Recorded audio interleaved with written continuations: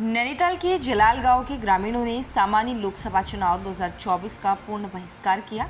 उन्होंने सरकार की समस्याओं की अनदेखी करने का विरोध जताते हुए ये बहिष्कार किया। नैनीताल जिले में कालाढूंगी मार्ग में स्थित मंगोली से लगभग 9 किलोमीटर अंदर जलाल गांव बसा है, जहां 280 मतदाता है। घने जंगल के बीच बसे इस गांव में आजादी से अब तक अपार समस्याएं जस की तस बनी हुई है। आज जलाल गांव के नागरिकों ने सामान्य लोकसभा चुनाव के मतदान का बहिष्कार करते हुए सरकार की असफलता का एक कड़ा संदेश देने का प्रयास किया है। जलाल गांव के वरिष्ठ नागरिक धर्म सिंह बिष्ट का कहना है कि उनके गांव में कोई पोलिंग बूथ तक नहीं है।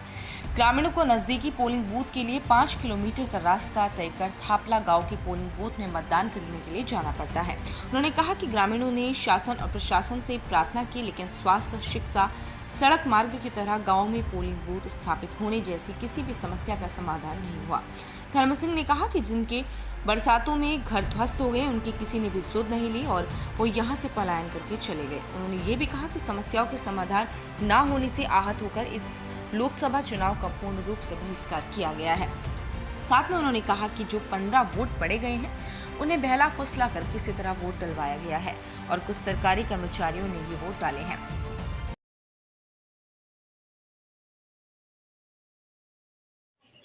हाई कोर्ट में और वो हमने उनकी सूरत नहीं देखी है। कागजों में 2 होंगे, कागजों में होंगे, कागज हालत में एक ही है। कागजों में 2 होंगे। कोई काम नहीं है सरकार का।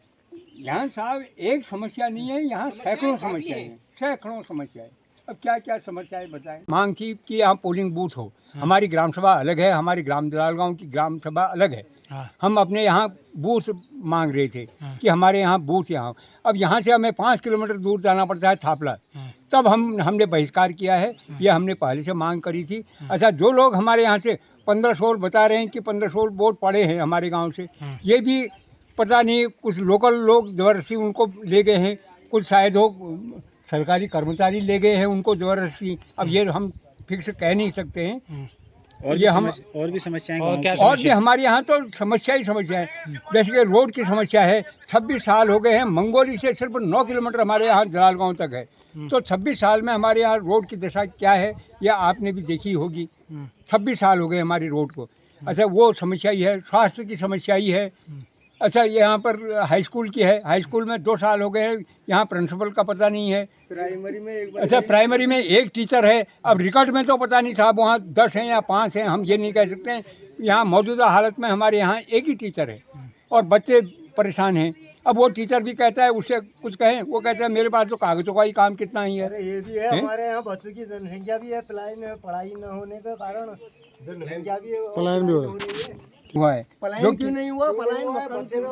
अब पलायन हुआ है, जिसके मकान ध्वस्त हो गए हैं वो उन लोगों ने पलायन किया है। पर मकान ध्वस्त हुए हैं, किसी ने पूछा नहीं कि क्यों गए तुम यहाँ से, कैसे मकान ध्वस्त हुए। कितनों के मकान ध्वस्त हुए हैं यहाँ बरसात में, जब आपदा आई कितने मकान ध्वस्त हुए।